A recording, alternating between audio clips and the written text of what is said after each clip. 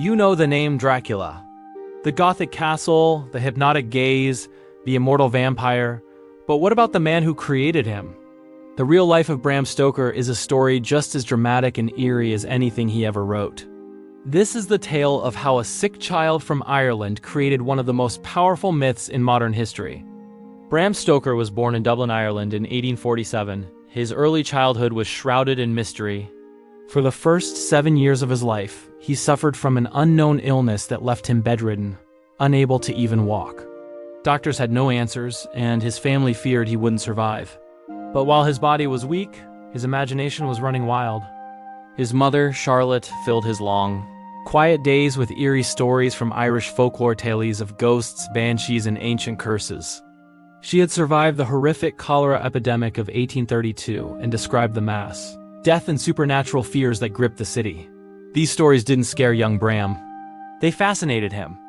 In the darkness of his room, the seeds of Dracula were being planted. Then, almost overnight, Bram recovered. No one knows how or why, but the once fragile boy grew into a tall, strong young man. He became a star athlete at Trinity College, a physical powerhouse who excelled at running, football, and gymnastics. He had escaped the shadows of his sickbed, but he never forgot them. They stayed with him, quietly shaping his creative mind. After college, Bram took a dull job as a civil servant, but his true passion was the theater. He spent his nights writing passionate, unpaid reviews for a local newspaper.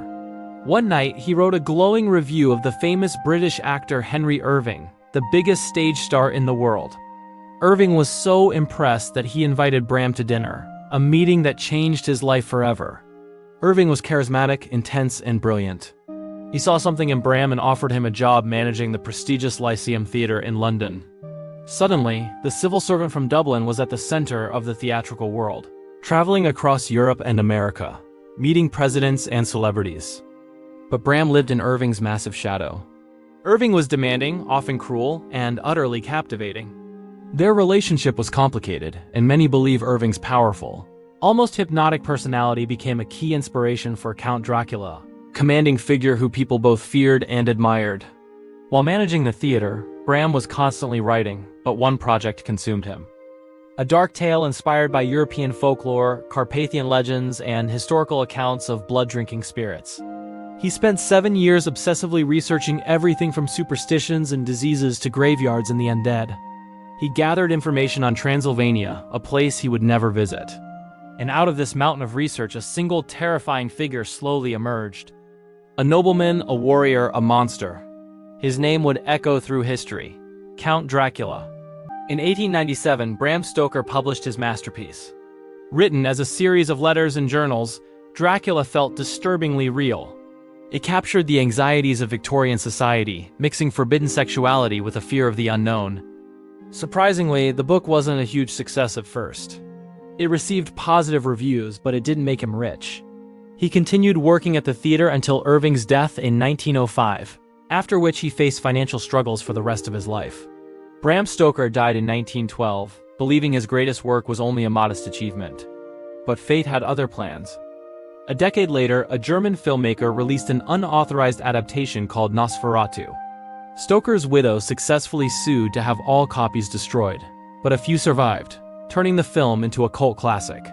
Then, in 1931, Universal Pictures released its official adaptation starring Bela Lugosi. The world was changed forever. The image of the vampire as a dark, charming aristocrat became iconic. From that moment on, Dracula was unstoppable. Over 200 films have been based on Stoker's creation. Countless books, shows, and games, from Buffy the Vampire Slayer to Castlevania, all carry a piece of his legacy.